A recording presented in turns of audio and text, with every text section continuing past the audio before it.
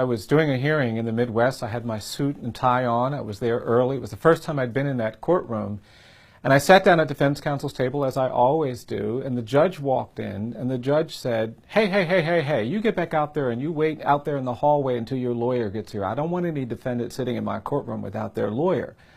And I stood up and I said, I'm sorry, Your Honor, I didn't introduce myself. My name is Brian Stevenson. I am the lawyer. And the judge started laughing, and the prosecutor started laughing, and I made myself laugh because I didn't want to disadvantage my client. But afterward, I was thinking, what is it that when this judge saw a middle-aged black man, it didn't even occur to him that that man sitting at defense counsel's table was the lawyer? I worry about that judge. I worry that he's sentencing defendants of color more harshly. I worry that he doesn't value and accept the testimony of black and brown witnesses the way he does other people. I worry that a narrative of racial difference compromises his ability to provide fair and just treatment of all people.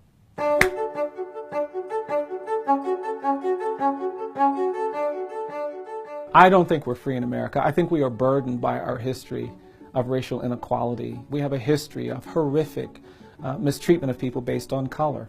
And I think that narrative of racial difference that was cultivated to justify that mistreatment has created a kind of smog, and we've all been breathing it in. If you read the 13th Amendment, it doesn't talk about narratives of racial difference. It doesn't talk about ideologies of white supremacy. It only talks about involuntary servitude and forced labor, and because of that, I don't think slavery ended in 1865. I think it just evolved.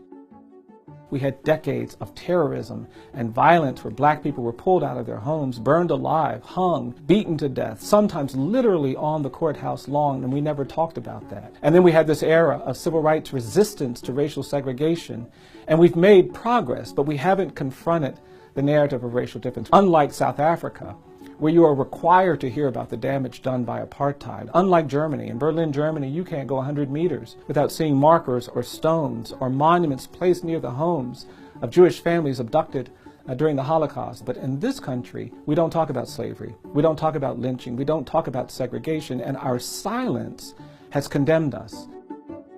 When I went to Harvard Law School my first year, I didn't want people to know I started my education in a colored school. I didn't want them to know I was the great-grandson of enslaved people. I thought it might diminish me. And then I realized that my power, if I have any, my strength, if I have any, my insight, if I have any, was shaped by those people who survived slavery. And it's in that story of survival that I think we have some greatness that we can offer, and not just people of color, but all of us who have learned to overcome. My name is Brian Stevenson, and this is my brief but spectacular take on justice in America.